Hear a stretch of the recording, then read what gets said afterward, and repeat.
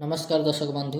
आज भिडियो आम जाना रोग निर्णय विषय कुंडली देखिकी आपण केमिति कहार कौ रोग हो से विषय जानीपर एवं तांको प्रेडिक्शन दे पारे। रोग साधारण रोग कथा जदि आम कहिबा दी प्रकार अच्छी। गोटे है उत्ताप जनित रोग आ गोटे हूँ शीतल जनित रोग। शीतल जनित रोग क्या कहती? थंडा, सर्दी, काश, आस्थमा, साइनस ये है थंडा जातीय रोग। उत्ताप जनित रोग कौटा? ज्वर, मुंडबिंधा, हाई ब्लड प्रेशर, डायबिटीज ये हूँ सब उत्ताप जनित रोग। तेबे आपण जेकोसी लोकर कुंडली को देखिकी केमिति कहीपर कि से अमुक लोकटा को अमुक रोग हो। आपण समस्ते देखिथे कि जितेबाला भी लग्न कुंडली अंकित कराए यही टाइप ही अंकित कराए। साधारणतः सफ्टवेयर मानक यही फर्माट्रे ही बनिया हुए। या छाड़े आमर ओडिशा जो चक्र लग्न चक्र बना जाए एमती गोलई कर 12टा घर काटिकी बना जाए। किंतु उत्तर भारत में प्रचलित कुंडली चक्र जमी बना जाए सेटा यही ही वर्गाकार बना जाए। सेटा चक्र बना जाए सेटा वर्गाकार बना जाए। तेणु उत्तर भारतर जो प्रसिद्ध लग्न कोष्ठी सेटा एमिति ही अंकन करा जाए। आम ओडिशा रे जितेबाला लग्न चक्र अंकन करा जाए सेतेबाला गोटे गोलई कर दिया जाए। गोलई भितर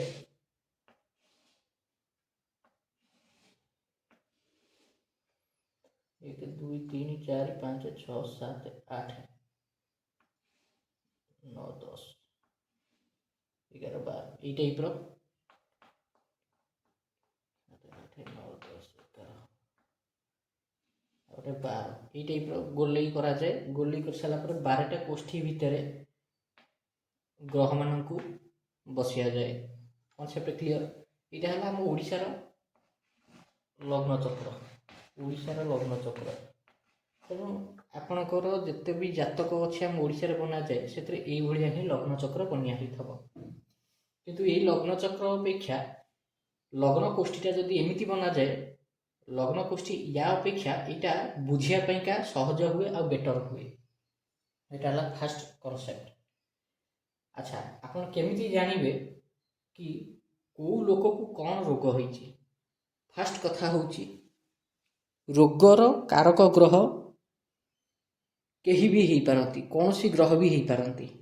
प्रत्येक ग्रहंकर निजस्व गुण अच्छी, निजस्व स्वभाव अच्छी, निजस्व रोग दबार क्षमता अच्छी एवं सुख समृद्धि को दबार मध्य क्षमता अच्छी। जेतेबेले आमे थंडा जातीय ग्रहंक विषय जानिबा बुझिबा तेबे 3टा ग्रह अच्छी जो मैंने थंडा जातीय ग्रह किए किए? प्रथम है शुक्र, द्वितीय है शनि, तृतीय है चंद्र। चंद्र हेले जल तत्वर कारक ग्रह, शुक्र हेले वायु तत्वर कारक ग्रह, शनि मध्य वायु तत्वर कारक ग्रह।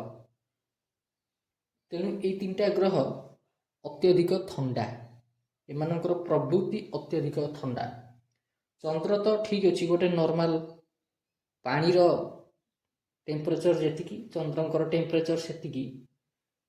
शुक्र मध्य आज इट इज किंतु शनि एकदम पूरा बर्फ भलिया ठंडा। तेणु 3टा ग्रह अति ठंडा ग्रह। एबे आसबा गरम ग्रह उपरकू। मंगल ग्रह हेले उत्तप्त ग्रह, बृहस्पति हेले उत्तप्त ग्रह, सूर्य हेले सबुठु अधिक तेजियान एवं उत्तप्त ग्रह। 3 3 6 7 8 9 आउ 3टा ग्रह रहीगले। गोटे हेले राहु आ गोटे हेले केतु आ गोटे हेले बुध। बुध जो रहीगले ये हेले 2 स्वाभाविक राशि ग्रह अर्थात यांकर स्वभाव डुआल। ये गरम मध्य हो पारती, ठंडा मध्य हो पारती। तेणु बुध हेले पृथ्वी तत्वर कारक ग्रह। Concept clear? अच्छा, कुंडली रे रोगटा कौ घर देखा जाए? ये है षष्ठ घर। यहीटा को सब लग्न घर धरवे। ये जेकोसी राशि लेखा ही था ना कहीं से लग्न राशि हो। ଲଗ୍ନରୁ ଯେତେବେଳେ ଗଣତି କରିବେ 1 2 3 4 5 6 ଏଠି ଷଷ୍ଠ ସ୍ଥାନ ପଡ଼ୁଛି। ଷଷ୍ଠ ସ୍ଥାନ ହିଁ ହେଉଛି ରୋଗ, ଋଣ, ଶତ୍ରୁର ଘର। ଡେ ଟୁ ଡେ ଲାଇଫରେ ଆପଣଙ୍କୁ କ'ଣ କ'ଣ ରୋଗ ଗୁଡ଼ା ଲାଗିକିରି ରହୁଛି ସେଇଟା ଏଇ ଷଷ୍ଠ ସ୍ଥାନରୁ ଜଣାପଡ଼ିବ। ଆଉ ଏମିତି କିଛି ଦୁଃସାଧ୍ୟ ରୋଗ ଯାହାକି ପୂର୍ବ ଜନ୍ମର ପାପକର୍ମ ଯୋଗୁଁ ତିଆରି ହେଇଥାଇପାରେ କିମ୍ବା ବର୍ତ୍ତମାନ ଜନ୍ମରେ କୌଣସି ଭୁଲ କରିଥାଇପାରନ୍ତି ଯାହାର ପରିଣତି ସ୍ୱରୂପ ସୃଷ୍ଟି ହେଇଥାଇପାରେ, ସେଇଟା ହିଁ ଅଷ୍ଟମ ଘରୁ ଦେଖାଯାଏ। କେଉଁଠୁ? ଅଷ୍ଟମ ଘରୁ। କ'ଣଟା? ଦୁଃସାଧ୍ୟ ରୋଗ ଯେଉଁଟା ଭଲ ହେବ ହିଁ ନାହିଁ, ସେଇଟା ଅଷ୍ଟମ ସ୍ଥାନରୁ ଦେଖାଯିବ। ଆଉ ଯେଉଁ ରୋଗ ଭଲ ହେଇପାରିବ ସେଇଟା ଷଷ୍ଠ ସ୍ଥାନରୁ ଦେଖାଯିବ। Concept clear? ଷଷ୍ଠ ସ୍ଥାନରେ ଯେତେବେଳେ 2 4 10 11 ଲେଖା ହେଇଥିବ, କେଉଁଠି? ଷଷ୍ଠ ସ୍ଥାନରେ। 2 4 10 11 ୟାର ଅର୍ଥ କ'ଣ? 2 ମାନେ ବୃଷ ରାଶି, 4 ମାନେ କର୍କଟ ରାଶି, 10 ମାନେ ମକର ରାଶି, 11 ମାନେ କୁମ୍ଭ ରାଶି। ଏ ଚାରିଟାକ ରାଶି ଯଦି ଷଷ୍ଠ ସ୍ଥାନରେ ପଡ଼ିଗଲା ତେବେ ସେ ଲୋକକୁ ଥଣ୍ଡାଜନିତ ରୋଗ ହେବ। ଥଣ୍ଡାଜନିତ ରୋଗର କାରକ ଗ୍ରହ କିଏ? ଏଇ 3ଟାକ ଗ୍ରହ। Concept clear? ଯଦି ଷଷ୍ଠ ସ୍ଥାନରେ 1 5 9 12 ପଡ଼ିଯାଏ ତେବେ ଏଇ ଘରେ 1 ମାନେ ମେଷ ରାଶି, 5 ମାନେ ସିଂହ ରାଶି, 9 ମାନେ ଧନୁ ରାଶି ଆଉ 12 ମାନେ ମୀନ ରାଶି। ଯଦି ଆଉ ଗୋଟେ ଜିନିଷ ରହିଗଲା, ଏଇଟା ହେଉଛି 8 ହେଲା ବିଛା ରାଶି। ଯଦି ଏଇ ରାଶି ପଡ଼ିଗଲା ତାହେଲେ ସେଭଳିଆ ଲୋକକୁ ଉତ୍ତାପଜନିତ ରୋଗ ହେବ। Concept clear? ଆଚ୍ଛା, ଏବେ ଜାଣିବା କେଉଁ ଗ୍ରହ ଷଷ୍ଠ ସ୍ଥାନରେ ବସିଲେ କ'ଣ ଫଳ ଦିଅନ୍ତି। ମଙ୍ଗଳ ଯଦି ଷଷ୍ଠ ସ୍ଥାନରେ ବସିଲେ ତେବେ ହାଇ ବ୍ଲଡ଼ ପ୍ରେସର ଦେବେ, କିଡ଼ନୀ ସମ୍ବନ୍ଧୀୟ ସମସ୍ୟା ଦେଇପାରନ୍ତି,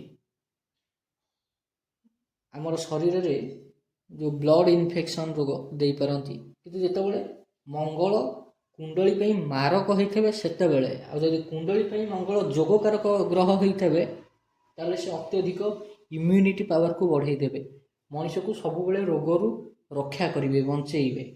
ତେଣୁ କୁଣ୍ଡଳୀ ପାଇଁକା ଗ୍ରହ ଯିଏ ଷଷ୍ଠ ସ୍ଥାନରେ ବସିଛି ସେ ଯୋଗକାରକ ଗ୍ରହ କି ମାରକ ଗ୍ରହ କି ବାଧକ ଗ୍ରହ ସେଟାକୁ ମଧ୍ୟ ଜାଣିବା ଦରକାର। ଯଦି ମଙ୍ଗଳ ଯୋଗକାରକ ଗ୍ରହ ହେଇଥିବେ ତେବେ ଏ ଲୋକକୁ ହାଇ ବ୍ଲଡ଼ ପ୍ରେସରରୁ ରକ୍ଷା କରିବେ, ଏ ଲୋକକୁ ମଧୁମେହରୁ ରକ୍ଷା କରିବେ, ୟାର ଯେଉଁ ଉଗ୍ରତା ସ୍ୱଭାବ ଥିବ ଉଗ୍ରତା ସ୍ୱଭାବକୁ କଣ୍ଟ୍ରୋଲରେ ରଖିବେ। ମଙ୍ଗଳ ଏଇଭଳିଆ କାମ କରନ୍ତି। ସୂର୍ଯ୍ୟ ଯଦି ଷଷ୍ଠ ସ୍ଥାନରେ ବସିଥାନ୍ତି ସାଧାରଣତଃ ଦେଖାଯାଏ ମୁଣ୍ଡ ବିନ୍ଧାଟା ଟିକେ ବେଶୀ ହୁଏ, ଜ୍ୱର ଅଧିକ ହୁଏ ଆଉ ହାଡ଼ ସମ୍ବନ୍ଧୀୟ ରୋଗ ଦେଖାଦିଏ। ଯଦି ସୂର୍ଯ୍ୟନାରାୟଣ ଭଗବାନ କୁଣ୍ଡଳୀ ପାଇଁକା ମାରକ କିମ୍ବା ବାଧକ ହେଇଥାନ୍ତି ତେବେ, ଯଦି ଭଗବାନ ସୂର୍ଯ୍ୟନାରାୟଣ କୁଣ୍ଡଳୀ ପାଇଁକା ଶୁଭ କାରକ ଗ୍ରହ ହେଇଥାନ୍ତି, ଯୋଗ କାରକ ଗ୍ରହ ହେଇଥାନ୍ତି ତେବେ ସେ ଏଇ ରୋଗରୁ ବଞ୍ଚେଇବେ। Concept clear? ନେକ୍ସଟ ଆସିବ ବୃହସ୍ପତିଙ୍କ ପାଖକୁ। ବୃହସ୍ପତି ଯଦି କୁଣ୍ଡଳୀରେ ଷଷ୍ଠ ସ୍ଥାନରେ ବସିଥାନ୍ତି ତେବେ ଲୋକକୁ ସାଧାରଣତଃ ଦେଖିବେ ସାଇନସ୍ ରୋଗ ଧରିବ, କାଶ ରୋଗ ଧରିବ, ଫୁସଫୁସ ସମ୍ବନ୍ଧୀୟ ରୋଗ ଧରିବ, ଗଳା ଇନଫେକ୍ସନ୍ ରୋଗ ଧରିବ। କାହା ପାଇଁ? ବୃହସ୍ପତିଙ୍କ ପାଇଁ। କେତେବେଳେ? ଯଦି ବୃହସ୍ପତି କୁଣ୍ଡଳୀ ପାଇଁକା ମାରକ ଗ୍ରହ କିମ୍ବା ବାଧକ ଗ୍ରହ ହେଇଥିବେ ସେତେବେଳେ। କିନ୍ତୁ ଯଦି ବୃହସ୍ପତି ଯୋଗକାରକ ଗ୍ରହ ହେଇଥିବେ କୁଣ୍ଡଳୀ ପାଇଁ ତେବେ ଷଷ୍ଠ ସ୍ଥାନରେ ବସିବା ମାତ୍ରକେ କେବେ ବି ଶତ୍ରୁକୁ ଉତ୍ପନ୍ନ ହେବାକୁ ଦେବେ ନାହିଁ, କେବେ ବି ରୋଗକୁ ଅତ୍ୟଧିକ ବଢ଼ିବା ପାଇଁକା ଦେବେ ନାହିଁ, ବରଂ ନିଜର ଅମୃତ ଦୃଷ୍ଟିରେ ନିଜର ଅମୃତ ବଳରେ ସିଏ ଏ ଷଷ୍ଠ ସ୍ଥାନରୁ ରକ୍ଷା କରିବେ। Concept clear? ଏବେ ଆସିବା ଶୁକ୍ରଙ୍କ ଆଡ଼ିକି।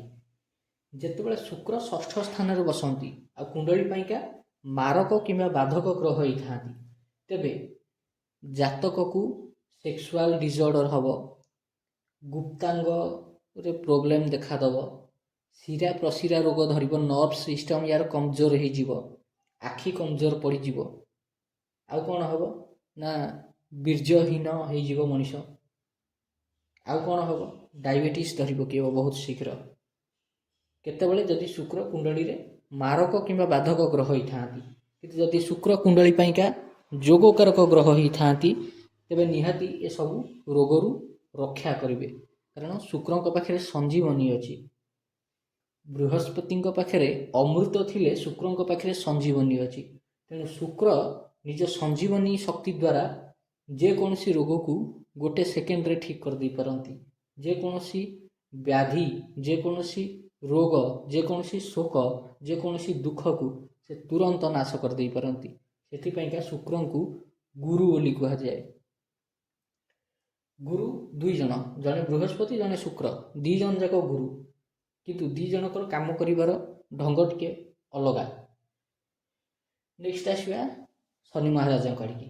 ଶନି ମହାରାଜ ଯଦି ଷଷ୍ଠ ସ୍ଥାନରେ ବସିଲେ ତାହେଲେ ଏଭଳିଆ ଲୋକକୁ ଫୁସଫୁସ୍ ସମ୍ବନ୍ଧୀୟ ରୋଗ ଧରିବ, ଗୋଡ଼ ସମ୍ବନ୍ଧୀୟ ରୋଗ ଧରିବ, ଛୋଟ ମୋଟ ଆକ୍ସିଡେଣ୍ଟ ହେବ, ଗୋଡ଼ ଭାଙ୍ଗି ଯାଇପାରେ କିମ୍ବା ବାରମ୍ବାର ମଣିଷ ଝୁଣ୍ଟେ, ଗୋଡ଼ ଉପରେ ସାଧାରଣତଃ ଆଘାତ ପଡ଼ିବ। ଆଉ ଯେଉଁ ତଳିପାଦ ସେଟା ଦରଜ ରହିବ।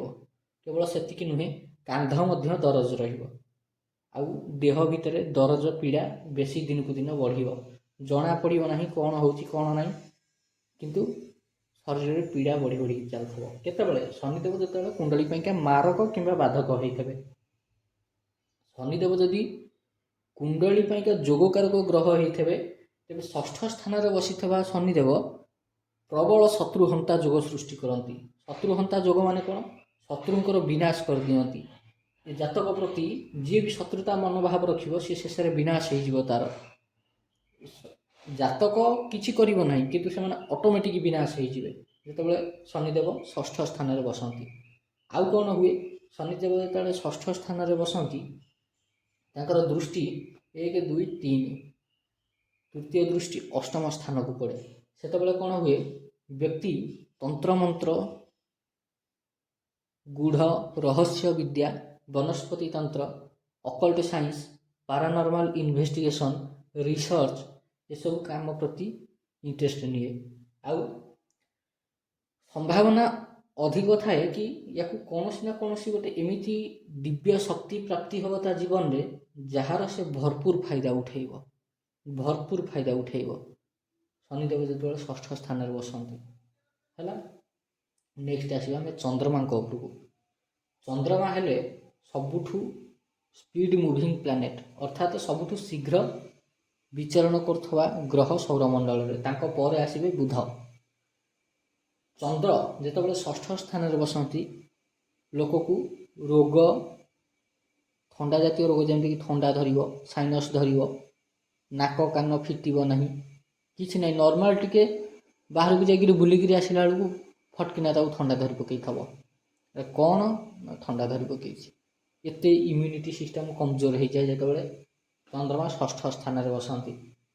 କିନ୍ତୁ ଯେତେବେଳେ ଚନ୍ଦ୍ରମା କୁଣ୍ଡଳୀ ପାଇଁକା ମାରକ ଗ୍ରହ ହେଇଥିବେ କିମ୍ବା ବାଧକ ଗ୍ରହ ହେଇଥିବେ। ଆଚ୍ଛା, ଚନ୍ଦ୍ରମା ଯଦି ଯୋଗକାରକ ଗ୍ରହ ହେଇଥିବେ ଷଷ୍ଠ ସ୍ଥାନରେ ବସିବା ମାତ୍ରକେ ସେ ପୀଡ଼ିତ ହେଇଯିବେ। ଚନ୍ଦ୍ରମାଙ୍କର ଗୋଟେ ଗୁଣ ହେଉଛି ଚନ୍ଦ୍ରମା ଯଦି ଷଷ୍ଠ, ଅଷ୍ଟମ ଆଉ ଦ୍ୱାଦଶ ସ୍ଥାନରେ ବସିଲେ ତେବେ ସିଏ ପୀଡ଼ିତ ହେଇଯିବେ। ଯଦି ସେ ତାଙ୍କର ଉଚ୍ଚ ରାଶିରେ ବସିଛନ୍ତି ତେବେ ତାଙ୍କର ପାୱାର ରହିବ। ଆଉ ଯଦି ସେ ଉଚ୍ଚ ରାଶିରେ ବସିନାହାନ୍ତି, ଅନ୍ୟ ଯେକୌଣସି ରାଶିରେ ବସିଥାନ୍ତୁ, ଏ ତିନିଟାକ ସ୍ଥାନରେ ତାଙ୍କର ପ୍ରଭାବଟା ବହୁତ ମାତ୍ରାରେ କମିଯାଏ। କାହାର ଶୁଭ ପ୍ରଭାବ ଚନ୍ଦ୍ରମାଙ୍କର କମିଯାଏ। ଚନ୍ଦ୍ରମାଙ୍କର ଚତୁର୍ଥ ସ୍ଥାନରେ ଚନ୍ଦ୍ରମା ଦିଗ୍ବଳୀ ହେଇଯାଆନ୍ତି, ଅର୍ଥାତ୍ ଚତୁର୍ଥ ସ୍ଥାନରେ ତାଙ୍କର ନିଚ ରାଶିକୁ ଛାଡ଼ିକିରି ବାକି ଯେକୌଣସି ରାଶି ଏଠି ପଡ଼ୁ, ଯଦି ଚନ୍ଦ୍ରମା ଏଠି ବସିଛନ୍ତି ତାହେଲେ ତାଙ୍କୁ ଦିଗ୍ବଳୀ ଧରାଯାଏ। ଦିଗ୍ବଳୀ ଥିବା ଗ୍ରହ ଉଚ୍ଚସ୍ଥ ଗ୍ରହ ଭଳିଆ ଫଳ ଦିଅନ୍ତି। Concept clear? ଆଚ୍ଛା, ରହିଗଲେ କିଏ? ରାହୁ, କେତୁ ଆଉ ବୁଧ, 3 ଜଣ ଯାକ ରହିଗଲେ। ରାହୁ କେତୁ ଏ 2 ଜଣ ହେଲେ ଛାୟା ଗ୍ରହ। ତେଣୁ ରାହୁ କେତୁ ଏ ସ୍ଥାନରେ ଯେତେବେଳେ ବସିବେ ଏଠି ଯେଉଁ ରାଶି ଲେଖା ହେଇଥିବ ସେ ରାଶି ଅନୁସାରେ ସେ ଫଳ ଦେବେ। ରାହୁ କେତୁ ଏଠି ଯେଉଁ ରାଶି ଲେଖା ହେଇଥିବ ତା ଅନୁସାରେ ଫଳ ଦେବେ, ତା ଅନୁସାରେ ରୋଗ ଦେଇପାରିବେ, ନିଜ ତରଫରୁ କିଛି ଦେବେ ନାହିଁ। ବାକି ରହିଗଲେ କିଏ? ବୁଧ। ବୁଧ ହେଲେ ଦୁଇ ସ୍ୱଭାବ ଜନିତ ଗ୍ରହ, ତେଣୁ ଇଏ ଥଣ୍ଡା ରୋଗ ମଧ୍ୟ ଦେଇପାରନ୍ତି, ଉତ୍ତାପ ଜନିତ ରୋଗ ମଧ୍ୟ ଦେଇପାରନ୍ତି। ବୁଧ ଯେତେବେଳେ ଷଷ୍ଠ ସ୍ଥାନରେ ବସନ୍ତି ସେତେବେଳେ କ'ଣ ହୁଏ? ବୁଧ ମଣିଷର ଆନାଲିଟିକ୍ସ ପାୱାରଟାକୁ କମଜୋର କରିଦିଅନ୍ତି। ବାସ୍ତବରେ ବୁଧ କରନ୍ତିନି, ବୁଧ ଷଷ୍ଠ ସ୍ଥାନକୁ ଆସିଥିବା କାରଣରୁ ଆନାଲିଟିକ୍ସ ପାୱାରଟା କମିଯାଏ ମଣିଷର। ବାଇ ଡିଫଲ୍ଟ କୁଣ୍ଡଳୀରେ ଯେଉଁ ଆମର ଥାଏ କାଳପୁରୁଷ କୁଣ୍ଡଳୀ, ସେଥିରେ ବୁଧ ଷଷ୍ଠ ସ୍ଥାନରେ ଦିଗ୍ବଳୀ ବୋଲି ଧରାଯାଆନ୍ତି। କିନ୍ତୁ କେତେବେଳେ ଯଦି ଏ ଷଷ୍ଠ ସ୍ଥାନରେ କନ୍ୟା ରାଶି ପଡ଼ିଥିବ କିମ୍ବା ମିଥୁନ ରାଶି ପଡ଼ିଥିବ, ନହେଲେ ଏଠି ବାକି ଯେକୌଣସି ରାଶି ପଡ଼ୁ ଏଠି ବୁଧ ଦିଗ୍ବଳୀ ହେବେ ହିଁ ନାହିଁ। ବୁଧ ଏଠି କମଜୋର ପଡ଼ିବେ। ଆଉ ବୁଧ ଯେତେବେଳେ କମଜୋର ପଡ଼ନ୍ତି ମଣିଷର ଆନାଲିଟିକ୍ସ ପାୱାର କମିଯାଏ। ମଣିଷ ଭାବିପାରେନି, ଚିନ୍ତା କରିପାରେନି, ନିଜ ମନର ଯେଉଁ ଆମ ମନର ଏକ୍ସପ୍ରେସନ୍ ତାକୁ ବ୍ୟକ୍ତ କରିପାରେନି ସାମ୍ନା ଲୋକ ସାମ୍ନାରେ। ବୁଧ ଯେତେବେଳେ ପୀଡ଼ିତ ହୁଅନ୍ତି ଏଇଭଳିଆ ହୁଏ। ନିଜର ଫିଲିଙ୍ଗସକୁ ଅନ୍ୟ ସାମ୍ନାରେ ସେୟାର କରିପାରେନି, ବାଣୀ ଦୋଷ ହେଇଯାଏ, ବାଣୀ ବିକାର ରୋଗ ସୃଷ୍ଟି ହେଇଯାଏ, କଥାବାର୍ତ୍ତା ଏଭଳିଆ ଲୋକ କରିପାରନ୍ତିନି ଠିକ୍ ସେ, ୟାଙ୍କର ପାଟି ଲାଖେ। ତେଣୁ ବୁଧ ଯେତେବେଳେ ଷଷ୍ଠ ସ୍ଥାନରେ ବସନ୍ତି ବାଣୀ ବିକାର ରୋଗ ସୃଷ୍ଟି ହୁଏ, କଥା କହିପାରେନି, ଯଦି କଥା କହିବ ଖନେଇ ଖନେଇ କଥା କହିବ, ମୁଣ୍ଡ ଉପରେ ବହୁତ ପ୍ରେସର ପଡ଼େ, ମୁଣ୍ଡ ବୁଲାଏ, ଲୋ ବିପି ରୋଗ ଦେଖାଦିଏ, ଏଇଭଳିଆ ସବୁ ହୁଏ। ତେବେ ଆଶା କରୁଛି ଆପଣଙ୍କୁ ଭିଡ଼ିଓଟି ଭଲ ଲାଗିଥିବ ଏବଂ ଆପଣ ଅନେକ କିଛି এই ଭିଡ଼ିଓରୁ ଜାଣିବାକୁ ଶିଖିବାକୁ ପାଇଥିବେ। ଯଦି ଆପଣ ଏଇଭଳିଆ ଭିଡ଼ିଓ ଦେଖିବା ପାଇଁ ଚାହାନ୍ତି ତେବେ ଆମ ଚ୍ୟାନେଲ୍ ଜାତକ ବିଚାରକୁ ନିହାତି ସବସ୍କ୍ରାଇବ୍ କରନ୍ତୁ। ଧନ୍ୟବାଦ।